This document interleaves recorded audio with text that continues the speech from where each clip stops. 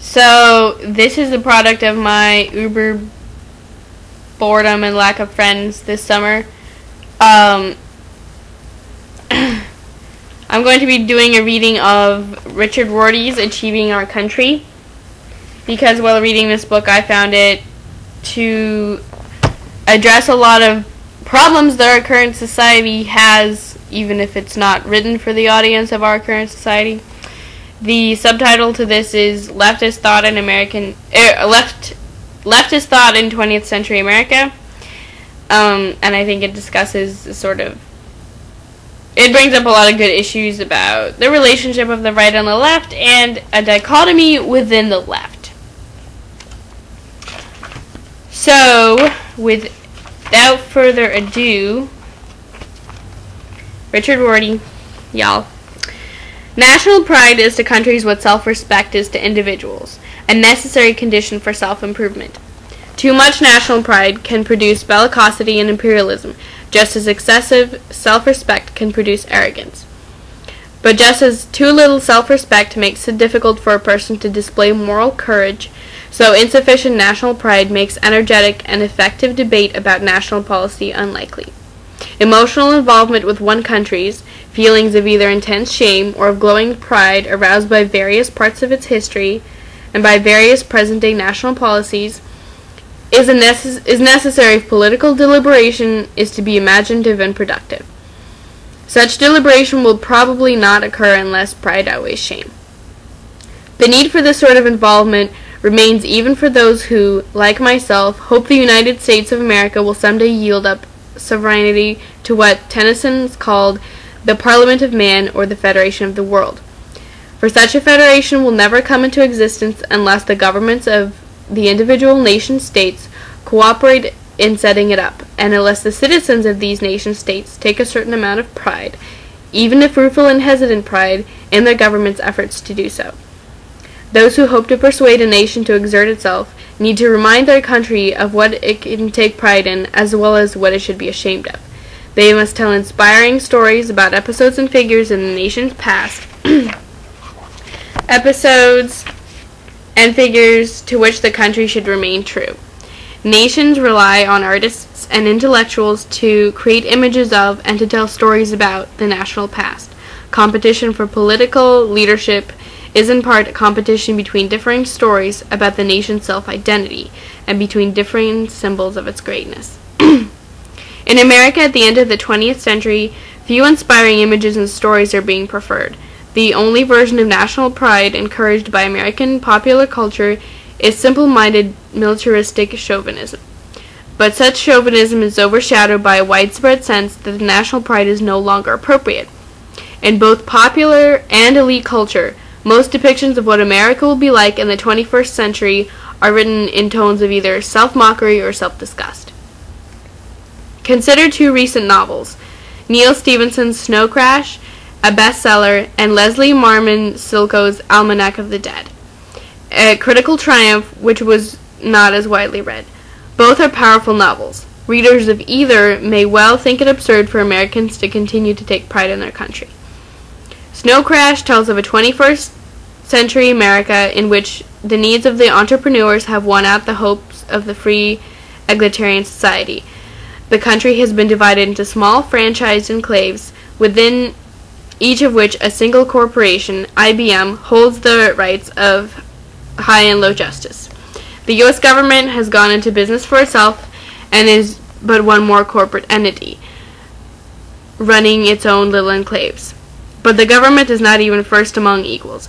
There is no overall political entity, much less any sense of citizenship that binds an eastern and western states together, or that links the various districts of the big cities. In Snow Crash, the relation of the United States to the rest of the world is symbolized by Stevenson's most frightening creation, what he calls the raft. This is an enormous agglomeration of floating hulks drifting endlessly around the Pacific Rim, inhabited by millions of Asians who hope to jump the ship and swim to North America.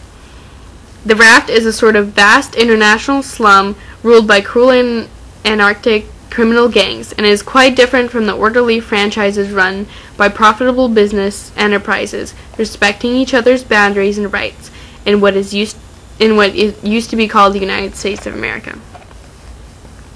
Pride in being an American citizen has been replaced by a relief at being safer and better fed than those on the raft.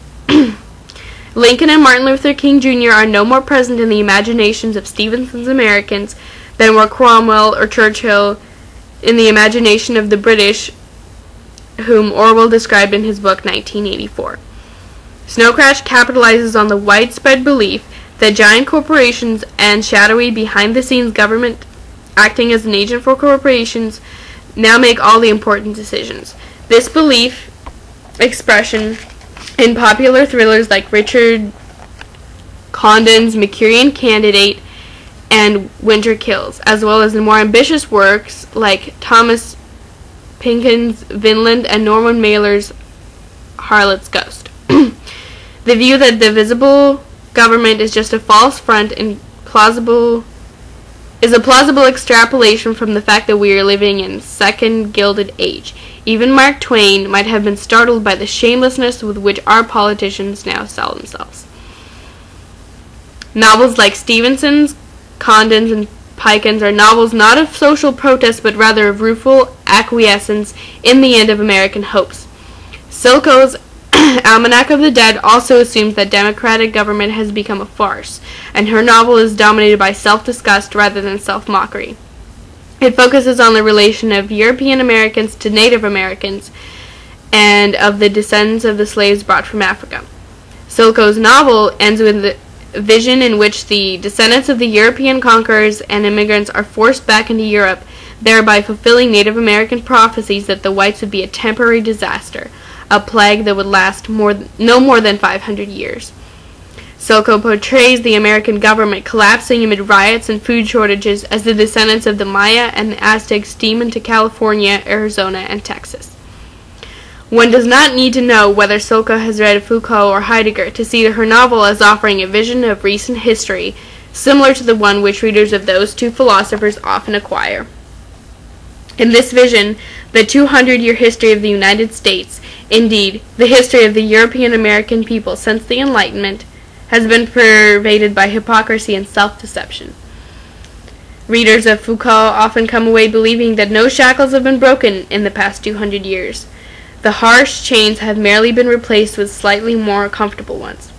Heidegger describes America's success as blanketing the world with modern technology as the spread of a wasteland.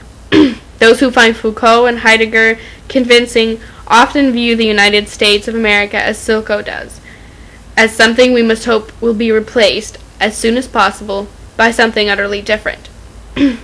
Such people find pride in American citizenship impossible, and vigorous participation in electoral politics pointless. They associate American patriotism with an endorsement of atrocities, the importation of African slaves, the slaughter of Native Americans, the rape of ancient forests, and the Vietnam War. Many of them think of national pride as only appropriate for chauvinists, for the sort of American who rejoices that America can still orchestrate something like the Gulf War, can still bring deadly force to bear wherever and whenever it chooses. When young intellectuals watch John Wayne war movies after reading Heidegger and Foucault, Stevenson, or Silko, they often become convinced that they live in a violent, inhuman, corrupt country. They begin to think of themselves as a saving remnant, as the happy few who have the insight to see through the nationalist rhetoric to the ghastly reality of contemporary America.